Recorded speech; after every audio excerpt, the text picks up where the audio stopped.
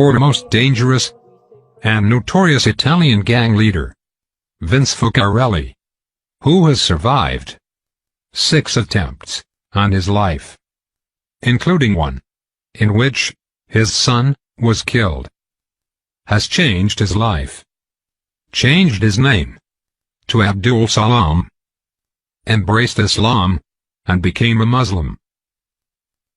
Vince Focarelli, who has opened a restaurant in Carrington Street, has revealed how he has got his life back on track. He is now feeding the homeless and donating to the needy. Abdel Salam was the reason that too many people convert to Islam, and he is the reason that his Muslim friends became more devout.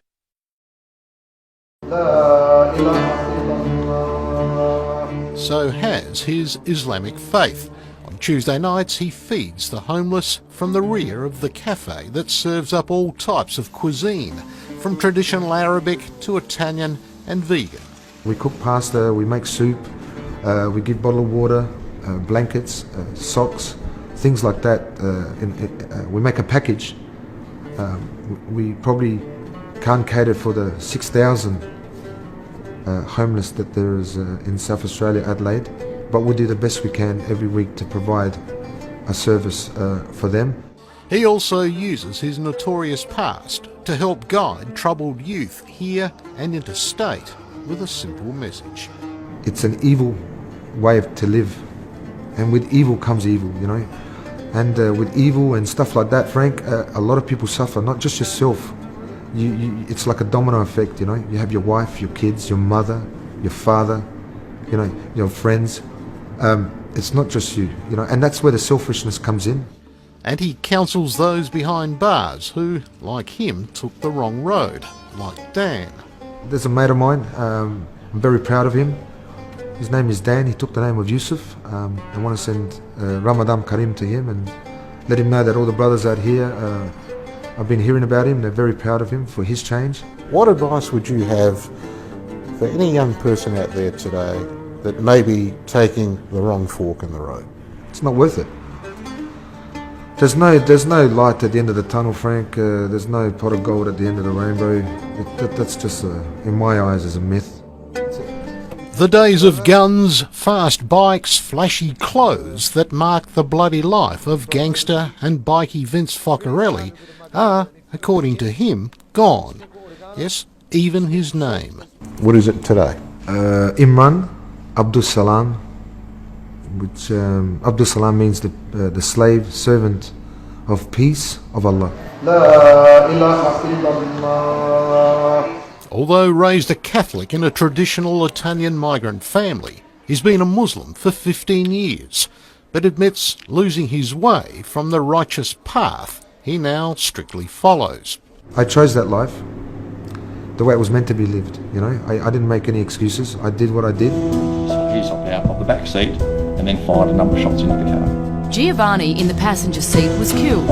It was the 6th attempt on Vincenzo's Now life. for the first time, Vince Focarelli opens up on his notorious criminal history. Look, Frank, the truth is that when you live that life and you enjoy living that life, the people around you that you're referring to and explaining, it didn't seem that way then. It felt normal. That, you know, that way of life was normality. Surviving 6 attempts to kill him. You've been a very lucky man. I've been a blessed man. Not a lucky man, a blessed man. Both Focarellis were hit several times. The shooting murder of his stepson Johnny. Did you feel that you wanted to take some kind of revenge, retribution? Absolutely. For those? Of course, Frank. But I think that's for everyone would have that first instinct, you know, comes to things like that. Especially in that life, you're required. You know, it's like a requirement of it. And his redemption. You could never go back to that. Never, Frank.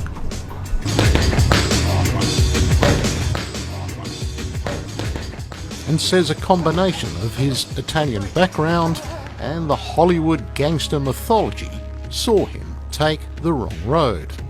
You know, I'm not embarrassed to admit it. It did, yeah. It influenced me in a big way.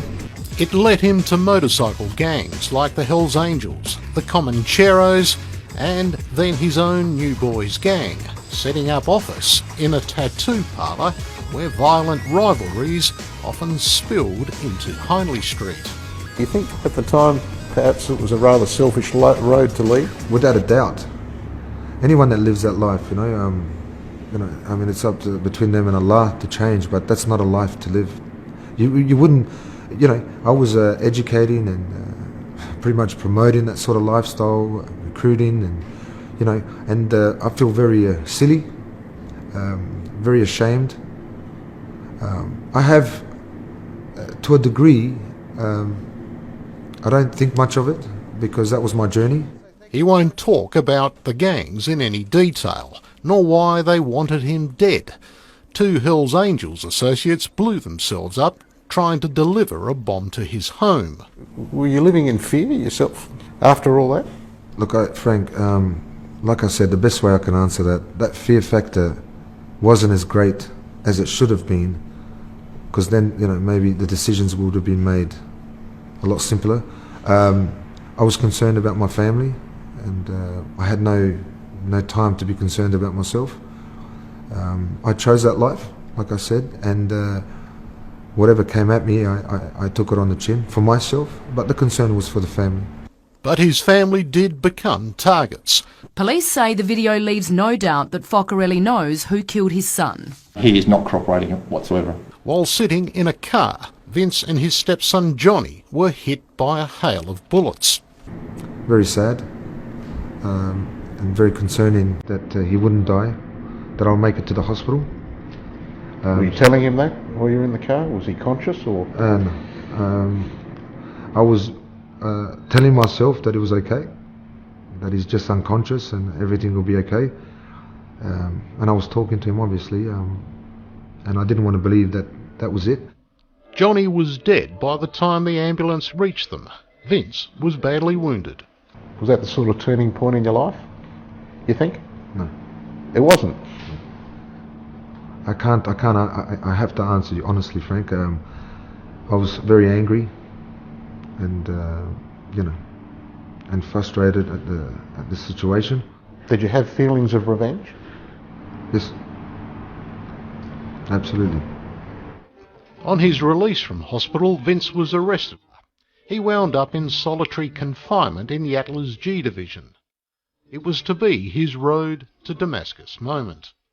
I started reading the Quran, and a lot of things spoke to me in regards to my life. You can't delay it, or you can't prolong death, but everything is written. Allah has written it. When I read this, I remember getting very emotional, Frank, and realizing then and then that no matter what, even whether I was a gangster or not gangster, my son had to die that day. And the man that shot and killed Johnny, you have a sense of forgiveness for? Absolutely, Frank. I believe strongly in this religion, and it's because of this religion that I am able to forgive the man that has shot my son. It hasn't been an easy road for that, I can tell you, but I'm there. Do you walk down the street having to look over your shoulder? No, not at all, Frank. If anyone wants to harm me or anything like that, I mean, at the end of the day, that's their choice. I'm good. I'm free from everything. I'm enjoying my life.